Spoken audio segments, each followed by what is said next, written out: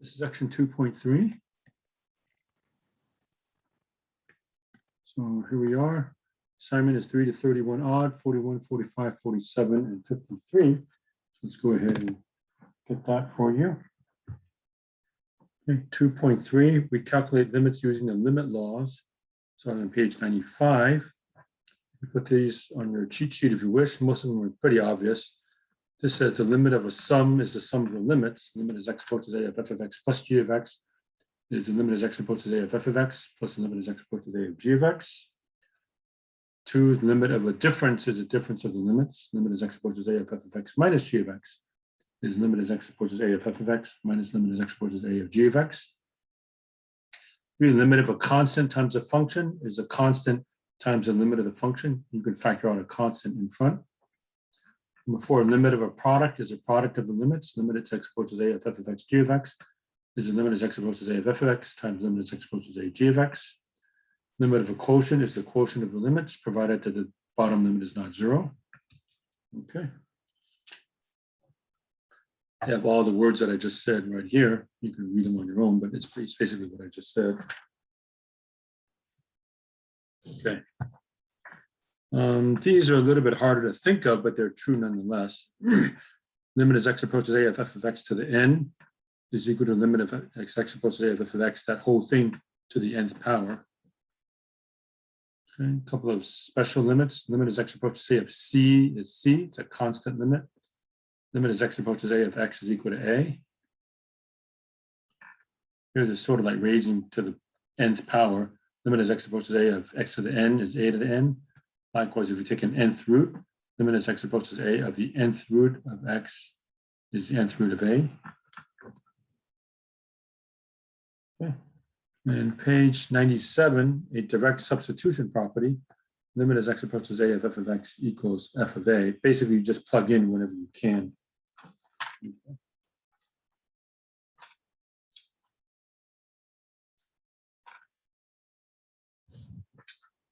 All right, so here's the homework, page 102. We have to go up to 53.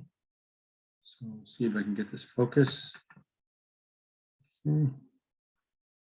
And some more. Okay, that's all that. And then on this side, let me see if I can get it all in one page here. Okay, it's a little bit smaller, but I want to be able to get it all.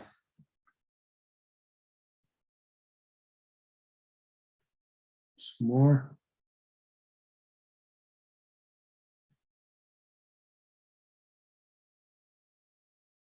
Okay, I don't think we have to do any of these problems at the bottom here anyway. Okay, we have to go up to 53, it looks like. So 53 deals with the greatest integer function. This is called the greatest integer function. Okay, and we'll look at it in time. All right.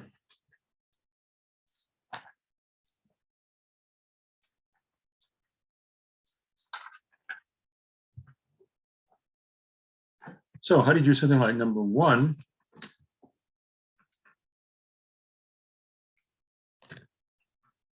Well, we use the limit laws and basically just plug everything in. So a, limit is x approaches to f of x plus 5g of x. Well, this limit was 4 plus 5 times limit of g of x is negative 2. So the answer is 4 plus 5 times negative 2, whatever that comes out to be. Okay, b, x approaches to of g of x cubed. So limit is x approaches 2 of g of x is negative 2. So the answer is negative 2 cubed, which is negative 8. You basically just plug everything in. How about f? Limit is x approaches 2 of g of x, h of x, f of x. Well, it's this limit times that limit divided by that limit, provided it exists. So that would be what? Negative 2 times 0 divided by 4. So that's all 0. Okay, no big deal.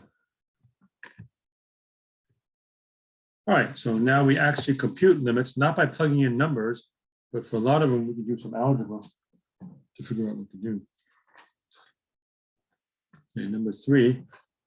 Okay, simplest property of limits. If you can plug in, do so. I just lost the share screen, so let me see if I can get it back now. There we go, I think. Okay, so number 3, if you can plug in, just do so. Plug in 3, 3, and so on. 5 times 3 cubed minus 3 times 3 squared plus 3 minus 6, 105. No big deal. So this is frankly too easy. So they don't give us too many of these, and I won't give you too many of these. It's more interesting if you get something funny going on, like 11. You cannot directly substitute, but you can do some algebra. Limit is x approaches to 5. So x squared minus 6x plus 5 factors in x minus 5, x minus 1, divided by x minus 5. These cancel out. And now I can directly substitute. Limit is x approaches 5 of x minus 1, 5 minus 1, which is 4. 17, you cannot plug in directly, but you can work out the top. Limit as h approaches 0. So square that, 25 minus 10h plus h squared minus 25 all over h. 25's cancel out. Factor an h out of the top. So limit as h approaches 0, h paren negative 10 plus h divided by h cancels out.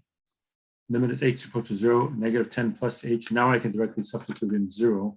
So negative 10 plus 0, negative 10. 21, there's a nice trick to it. Limit h approaches 0 of radical 9 plus h minus 3 over h. Okay, we multiply by the conjugate of the numerator, which is radical 9 plus h plus 3, top and bottom. These are called conjugates. That way the numerator becomes a minus b, a plus b, which is a squared minus b squared. So downstairs I have h times radical 9 plus h plus 3. The top is a squared minus b squared. So what do I get when I square this? Well, just 9 plus h. Minus 3 squared, which is 9. 9 very conveniently cancels out. So I just have h divided by that h. So these cancel out. I just have a 1 on top. So limit h approaches 0 of 1 over radical 9 plus h plus 3. Now you can directly substitute. Put a 0 here. So it's 1 over radical 9, which is 3. 3 plus 3. So 1 over 6 is the answer. Okay, something similar for 23. Limit as x approaches 3 of this mess. You cannot plug in 3 here. But I'll multiply top and bottom by 3x to clear out this fraction here. So that's going to be 3x times that is 3. 3x times that is negative x over 3x times x minus 3. And you might recall from your algebra, this combination right here comes out to be negative 1. Okay. So I've limited as x approaches 3 of negative 1 over 3x. Now I can plug in 3. So final answer is negative 1/9. That problem. Okay. 31. Limit as x approaches 0 of x plus h cubed minus x cubed all over h. So there's a couple ways you can work this one out. X plus h cubed, I can think of it as x plus h squared times x plus h. X plus h squared is x squared plus 2xh plus h squared. Then multiply that by another x plus h. Grind it all out. X cubed plus 3x squared h plus 3xh squared plus h cubed. Okay, and I'll just mention in passing, some of you may have heard of Pascal's triangle before, which goes 1, 1, 1, 1, 2, 1, 1, 3, 3, 1. So the outsides are all 1. Inside numbers is the sum of the two numbers above it. In other words, 1 plus 1 is 2, 1 plus 2 is 3, 2 plus 1 is 3, 1 plus 3 is 4, 3 plus 3 is 6, 3 plus 1 is 4, and all the outside guys are just 1. So you would just read off the coefficients, 1, 3, 3, 1, 1, 3, 3, 1. And then one variable like x, you start at the top, x cubed, and work the way down, x cubed, x squared, x to the 1, x to the 0, which means it's not there. And h just goes the other way, h to the 0, which means it's not there, h to the 1 squared cubed. Okay, so x plus h cubed is all of this. Minus x cubed all over h. X cubed cancels out. That one, that one, that one all have a common factor of h. So limit as h approaches 0 of h, parentheses, 3x squared plus 3xh plus h squared all over h. This h cancels that h. So I have limit h approaches 0, 3x squared plus 3xh plus h squared. Now I plug in 0 for h there, plug in 0 for h there, and all I have is 3x squared plus nothing, 3x squared. 45, limit as x approaches 0 from the left of 1 over x minus 1 over absolute value of x. Okay, so we're coming from the negative side. So if I'm coming from the negative side, absolute value of x is negative x. So I have 1 over x minus 1 over negative x. That leads me to a double negative, so I might as well make this positive. So limit as x approaches 0 from the left of 2 over x. So plug in a number that's really, really small, negative 0.001. That approaches negative infinity. So the answer is negative infinity.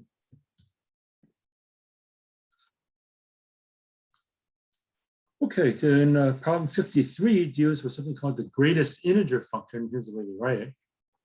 Okay, for the greatest integer function, we always round down any fraction or decimal part. We don't round off. We always round down.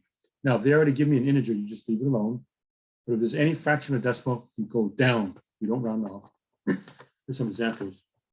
Greatest integer function of 3 is 3. So if it's already an integer, it leaves the integer alone.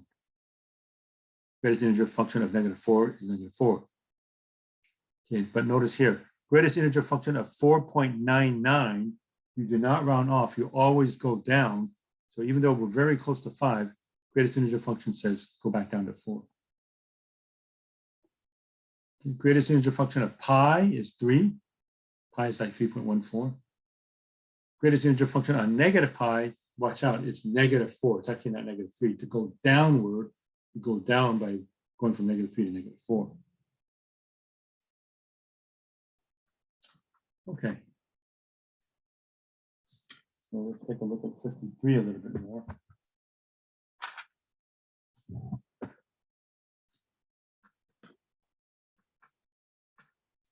Right, they actually give us a graph of the greatest integer function. It's a step function.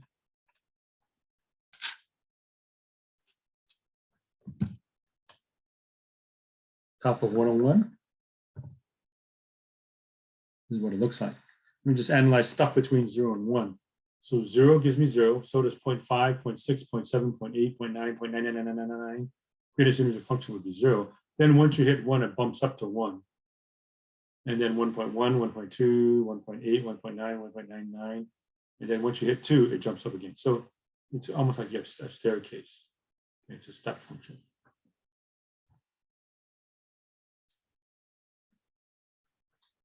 All right, they want the limit as x approaches 1 from the left of the greatest integer function. Well, if I approach x approaches 1 from the left, the y values are down at 0. Well, what's the limit as x approaches 1 from the right of the greatest integer function? 1. If I approach 1 coming from the right side, the y values are up here, whereas here it's 1. Okay, they want you to generalize now. If you look at the pattern for integers, 1 minus gives me a 0, 1 plus gives me a 1. So in general, 53bi, limit as x approaches n from the left of the greatest integer function is n minus 1. You essentially subtract 1 from here. The limit as x approaches n from the right of the greatest integer function is the same thing as n. That stays the same, okay, like over here. And then C,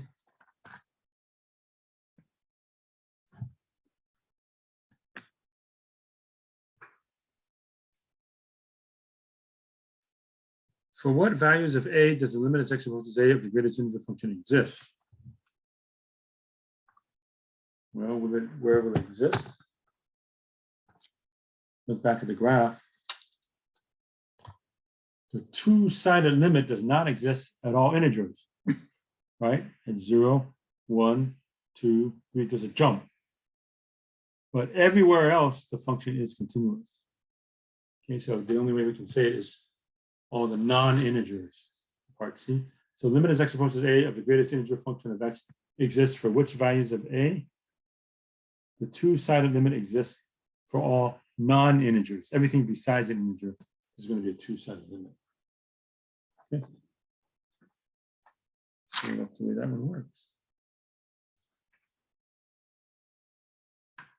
All right, so that was section 2.3.